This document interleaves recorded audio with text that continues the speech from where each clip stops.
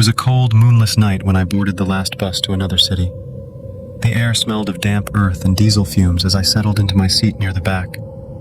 Most passengers were asleep or lost in their phones, but something about this ride felt off. A chill crept up my spine even before we left the station.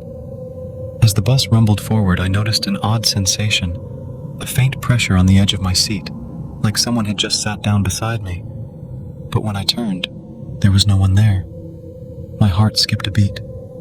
"Just your imagination," I muttered under my breath, trying to shake it off. Minutes later, the feeling intensified.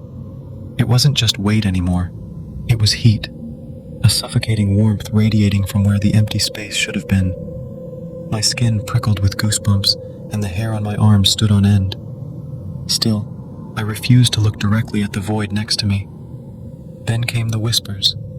Faint at first, almost indistinguishable from the hum of the engine, they grew louder. Words spoken in a language I couldn't understand, yet somehow knew were meant for me. Each syllable dripped with malice, sending tremors through my body. I clenched my fists so tightly my nails dug into my palms. The bus hit a pothole, jolting everyone awake. For a brief moment, relief washed over me.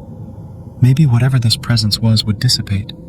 But then, out of the corner of my eye, I saw it. The silhouette of a figure sitting beside me. Its head lolled unnaturally to one side, its hollow eyes staring straight ahead. Yet I could feel its gaze burning into my soul. Panic surged within me. I wanted to scream, to run, but my limbs felt frozen. The thing leaned closer, its icy breath brushing against my ear. "You shouldn't be here," it hissed, its voice scraping like nails on glass. Suddenly the bus jerked violently, throwing everyone against their seats. The driver cursed loudly, muttering something about brake failure.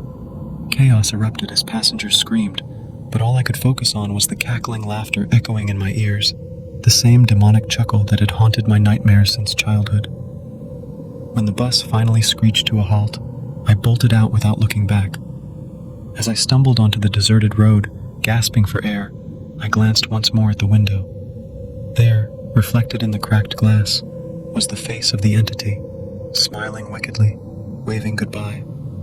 To this day, I can still feel its presence lurking in shadows, waiting for me to let my guard down again.